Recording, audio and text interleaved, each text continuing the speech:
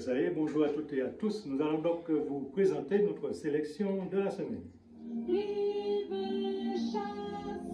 Nous avons retenu pour vous la mobilisation des pharmaciens. Sauver des vies, objet de la lettre du député Johnny Agent à la directrice générale de l'ARS.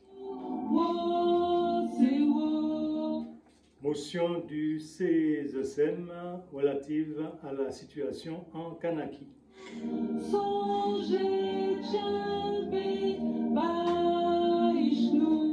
Mobilisation des pharmaciens. Les officines, dans leur quasi-totalité, étaient fermées le jeudi 30 mai. La mobilisation était d'autant plus importante que l'inquiétude des pharmaciens est grandissante quant à leur avenir. Ces derniers déclinent leurs difficultés, notamment sur la question cruciale de l'approvisionnement. Selon les pharmaciens, ce sont des milliers de références qui sont en rupture régulière de stock. Cette situation prend sa source dans les décisions de plusieurs acteurs. Ce sont par exemple celles qui proviennent des fabricants eux-mêmes qui ne veulent plus produire un certain nombre de médicaments pour des questions de rentabilité. Mais cette pénurie de médicaments relève aussi des politiques gouvernementales françaises de baisse des prix pour diminuer les dépenses de santé. Les décisions qui impactent négativement la population sont toujours présentées avec de bonnes intentions. Ici, il s'agit de diminuer les dépenses de santé. En réalité, c'est de l'arsenic enrobé de chocolat. La résolution du problème présenté, le coût des médicaments pour l'assurance maladie, est parcellaire et les interactions avec les acteurs du secteur ne sont pas envisagées. Dans ce monde gouverné par la rentabilité et où la compétition ultralibérale fait rage, les fabricants de médicaments sont dans la spéculation et priorisent les pays qui payent le mieux. La France est, avec sa politique de baisse des prix, se retrouve parmi les derniers servis et doit se contenter de ce qui reste lorsqu'il en reste. En bout de chaîne, ce sont les patients qui payent cash car ne trouvent pas les médicaments pour se soigner. La situation est encore plus grave pour ceux qui ont une ou des pathologies qui nécessitent une médication à vie.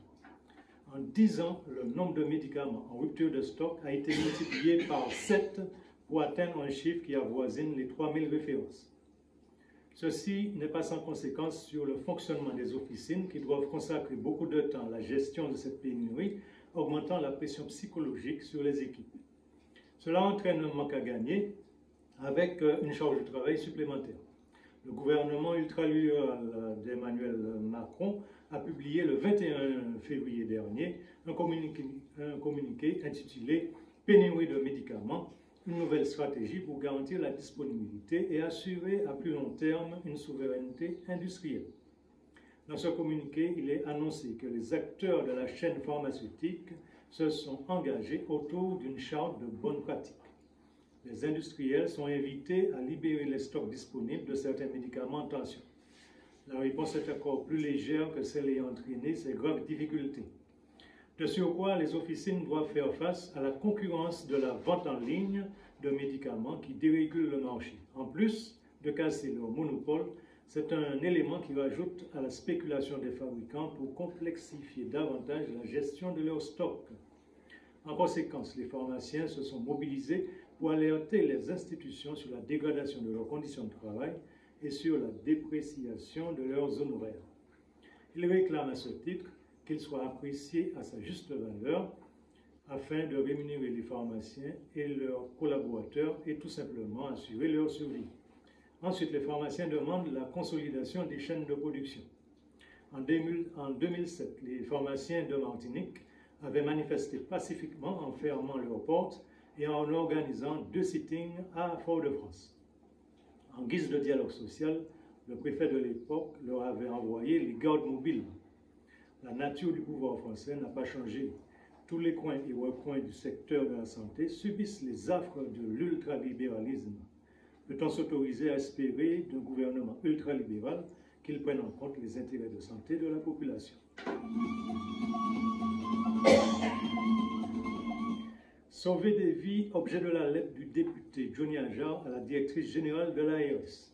Dans une lettre adressée à la directrice générale de l'ARS, Anne Brouillant-Bisson, ayant pour objet sauver des vies, le député Johnny Agent alerte sur l'extrême urgence de mettre en place un parcours de soins et une prise en charge des malades du cancer pour sauver des vies, réduire considérablement les pertes de chance des patients et agir contre le scandale d'État qui s'aggrave. Je vous invite, comme je l'avais évoqué lors du dernier COPIL Cancer que vous avez organisé le 25 avril 2024, à traiter le problème sur le fond, à aligner vos propos avec vos actes en sortant de l'affichage.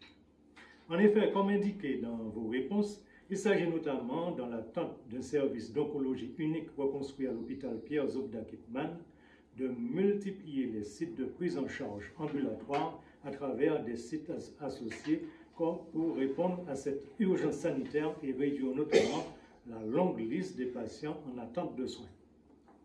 De ce qui me revient sur le terrain, aucun des sites associés pressentis à ce jour n'a bénéficié concrètement des moyens humains et matériels annoncés pour mieux prendre en charge les malades atteints de cancer.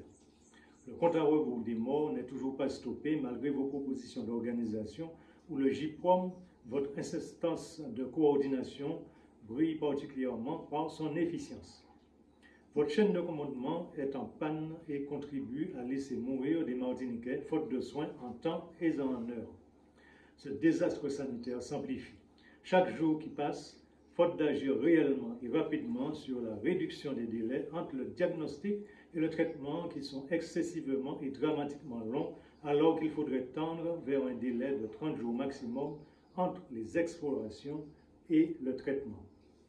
Par ailleurs, j'insiste sur la nécessité d'une mise à niveau impérative des soins de support offerts sur le territoire à toutes les filières du cancer de la femme, de l'homme et de l'enfant. Je ne peux consciemment et humainement laisser perdurer ces inactions, cette passivité de l'autorité de santé et des gouvernants associés qui s'arrogent le droit de construire leurs ambitions personnelles en se nourrissant de la souffrance, du malheur, du désespoir et de la vulnérabilité des malades du cancer. Cette mise en danger de la vie d'autrui, la non-assistance à personne en danger, la discrimination et les graves inégalités liées à la prise en charge selon que l'on soit citoyen vivant dans l'Hexagone ou vivant en Martinique, devront être assumées le cas échéant.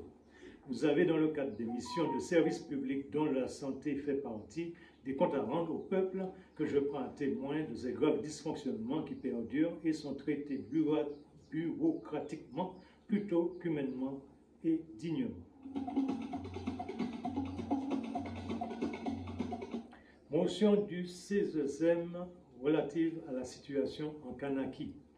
Face à la répression du pouvoir colonial français en Kanaki, aidé de sa milice caldoche armée qui a déjà causé la mort de plus d'une quarantaine de personnes, la solidarité avec le peuple frère de la Kanaki s'amplifie. Le jeudi 30 mai, les membres du CESEM ont voté à l'unanimité la motion suivante. Le Conseil économique, social, environnemental, de la culture et de l'éducation de Martinique rappelle le droit fondamental des peuples à disposer d'eux-mêmes. Dès lors, le troisième référendum réalisé sans la participation de l'immense majorité des Kanaks est dénué de toute légitimité. La répression contre les Kanaks doit cesser. Les ministres privés doivent être dissous sans délai. La loi modifiant le corps électoral doit être retirée.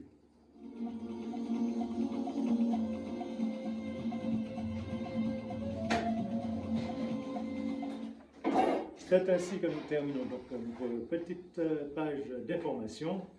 Nous vous proposons de consulter les médias alternatifs pour vous maintenir informés et éviter donc les manipulations orchestrées par les médias mainstream. Vous pouvez compléter et enrichir votre information en consultant l'un de ces médias alternatifs que nous vous proposons. C'est le journal en ligne des comités populaires que vous pouvez télécharger à partir de la Web TV sur l'adresse suivante www.jcambouttv.com. Voilà, c'est la fin de notre séance d'information. Eh bien, merci Bill.